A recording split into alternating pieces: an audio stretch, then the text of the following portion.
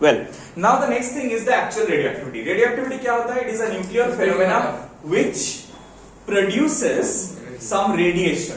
ये रेडिएशन तीन तरीके का हम लोग देखते हैं, अल्फा, बीटा और गामा रेडिएशंस. ठीक है, ये जो अल्फा, बीटा और गामा रेडिएशंस है, इसका कुछ प्रॉपर्टीज है, और ये अल्फा, बीटा और गामा रेडिएशंस जब निकलता है तब कुछ चेंजेस भी ब्रिंग आउट करते हैं. तो पहले हम लोग थोड़ा अल्फा, बीटा, गामा रेडिएशंस है क्या वो समझेंगे.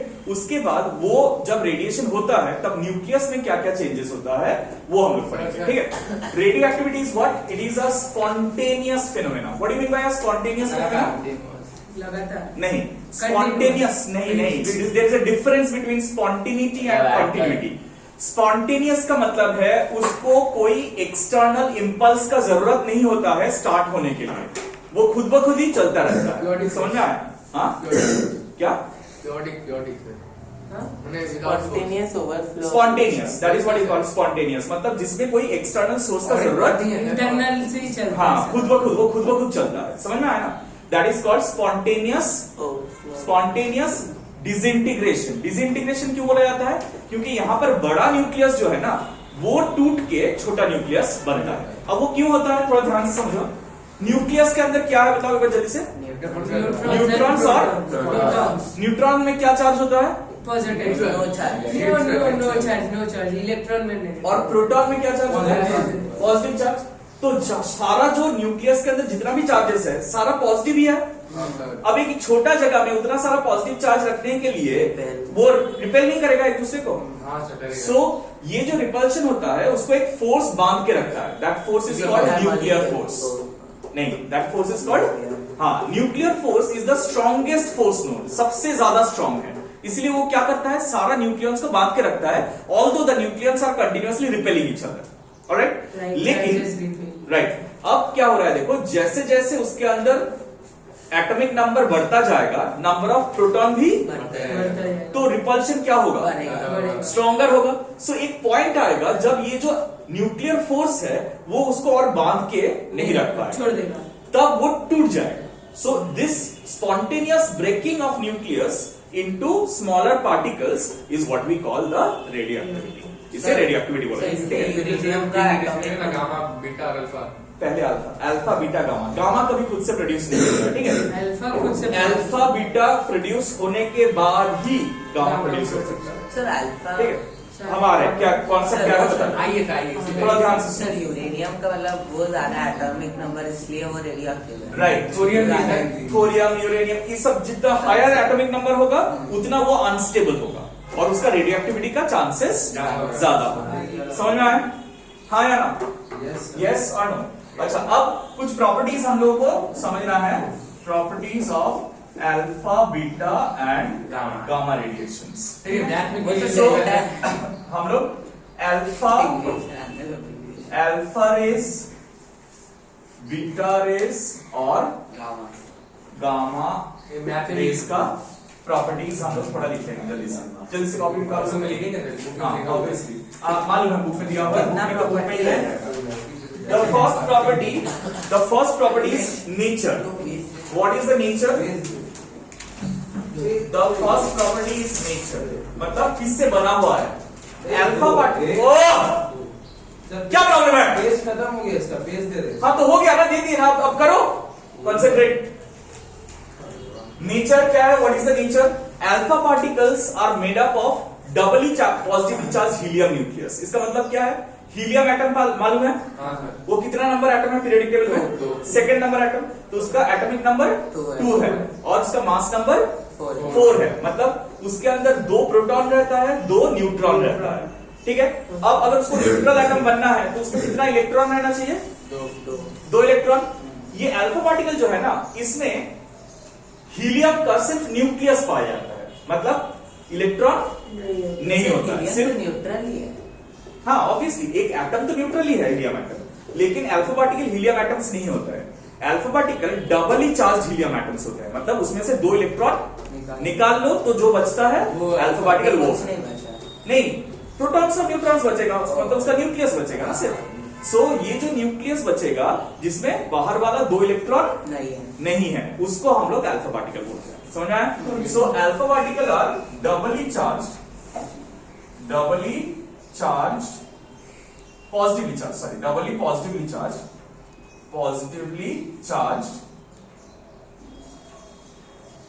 Helium nucleus. ठीक है।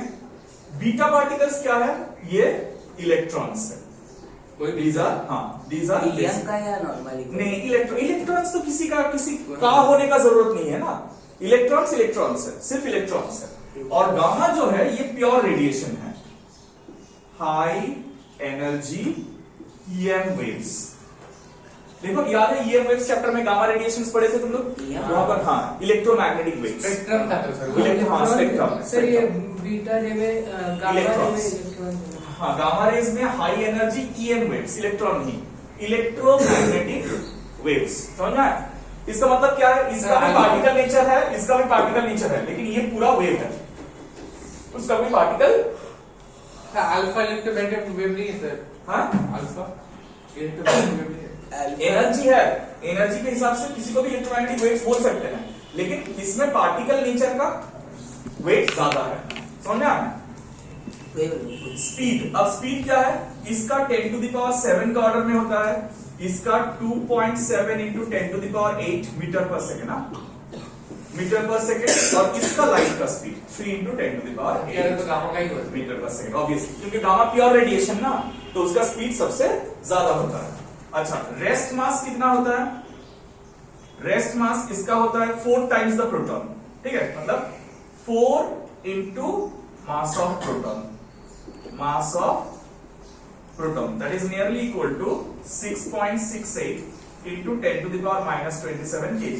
सर ये रेस्ट मास क्या है sir?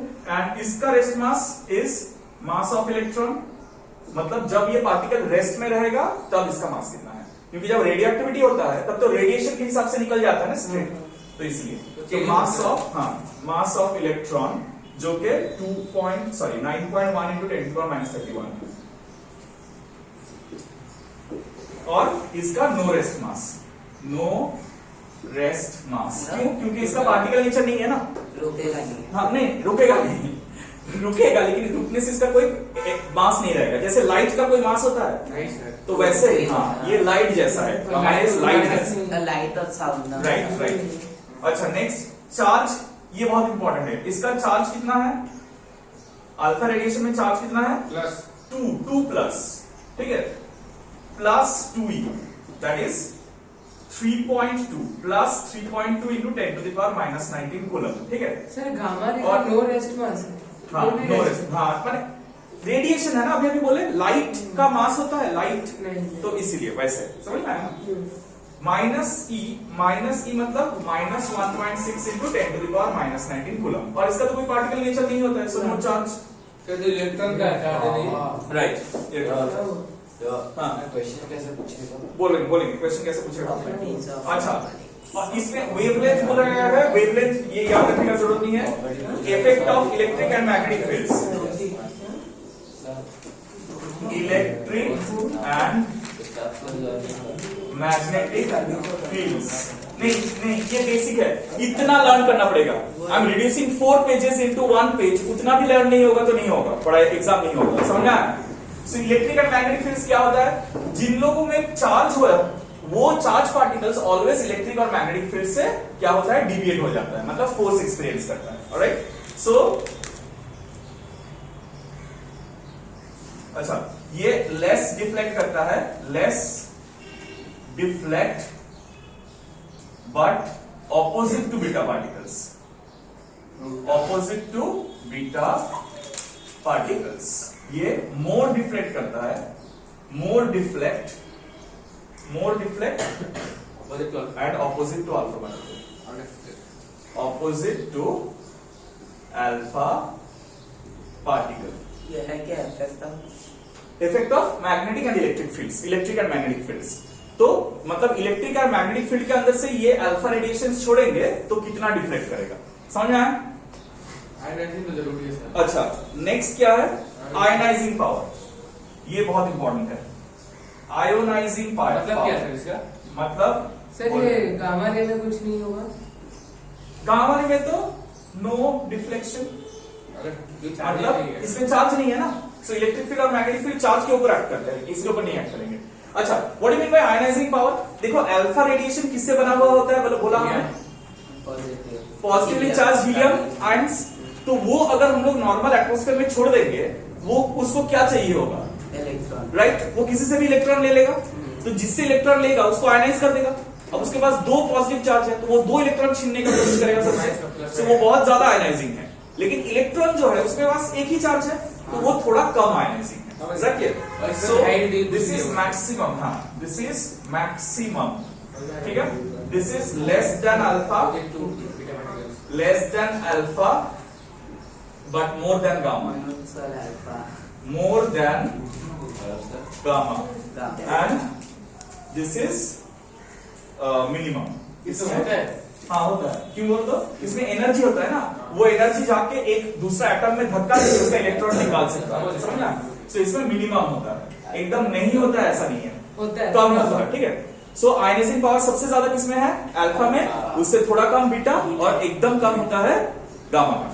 Last is penetrating power. Penetrating power भी इंपॉर्टेंट है। किसके पास अल्फा, गामा के पास है। अल्फा। अब सुनो, पेनिट्रेटिंग पावर का मतलब क्या है, ये जो रेडिएशन है ना, इसमें बहुत एनर्जी होता है, तो वो नॉर्मल ह्यूमन बॉडी को पेनिट्रेट करके निकल सकता है। सो इसीलिए इसमें जो अल्फा रेडिएशन होता है, इसका देखो वेलोसिटी बहुत कम है ना, इधर वेलोसिटी बहुत कम है, तो उसीलिए क्या होता है, इसका पेनिट्रेटिंग पावर उतना ज्यादा नहीं है, कम है।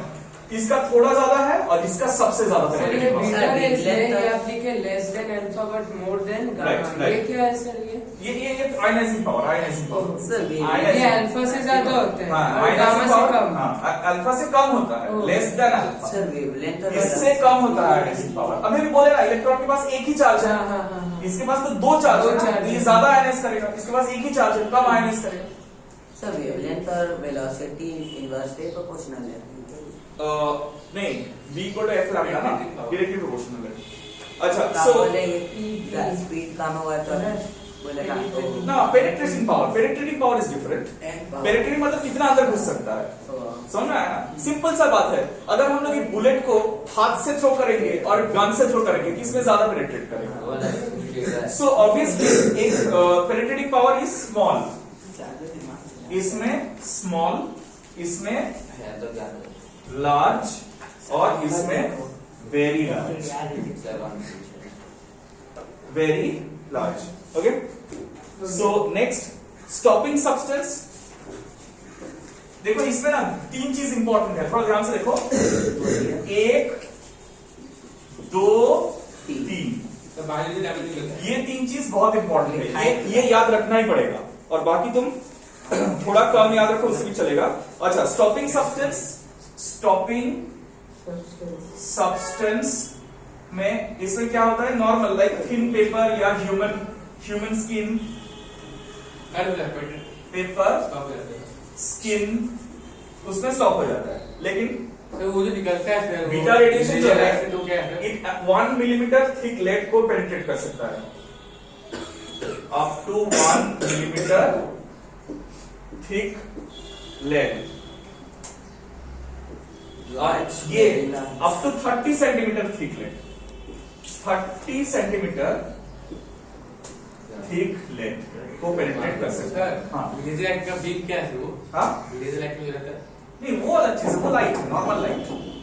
वो सिर्फ क्या किया जाता है, वो लाइट को इंटेंसिफाई किया जाता है, इसलिए वो फैल नहीं जाता है, एक स्पार्क में जाता है। तो कलर कैसे चेंज होता है? वो अलग चीज, जो कलर का रेडिएशन छोड़ेंगे उसके हिसाब से। अच्छा, biological damage. What is the reason? हाँ, बायोलॉजिकल डैमेज मतलब कितना, अगर if we get expose to alpha ray या बीटा रे या गामा रे, हम लोगों को कितना डैमेज होगा। सो बायोलॉजिकल डैमेज इसमें लेस होता है, लेस डैमेज मतलब उतना ज्यादा डैमेज में गामा रेज रहता है। हाँ, न्यूक्लियर बॉम्ब में गामा रेज, हाँ सारा रहता है, अल्फा बीटा गामा सारा ही निकलता है, तीनों गामा सबसे ज्यादा निकलता है। एंड मोर डैमेज, इसमें मोर डैमेज होता है। सर एक्सरे में क्या रहता है? और इसमें मैक्सिमम डैमेज होता है, इमेंस डैमेज। एक्सरे में गामा रेज होता है ना? ना ना ना प्रोजेक्टर पाँव जल जाएगा। एक्स रेज, उसका नाम एक्स रेज ही है। इलेक्ट्रोमैग्नेटिक रेज में एक्स रे था, गामा रे था, माइक्रोवेव था, सब था। देखो अभी खोलो जल्दी से खोलो। रेडियो वेव भी था। Infrared visible light. स्पेक्ट्रम निकालो। ठीक है समझ गया। उसका गामा रेज देखो पेज नंबर 140 देखो, पेज नंबर 140 देखो सब लोग। 140 पेज नंबर 140 निकालो। पेज नंबर 140 में ऊपर में देखो, पेज नंबर 140 में ऊपर में देखो, हाँ। Gamma rays, x ray, ultraviolet, visible, infrared, microwave, radiation. समझ में आया? सो ये अलग अलग रेडिएशन है। एक्सरे और गामा रे अलग अलग रेडिएशन है, they are not the same radiation. Clear all of you?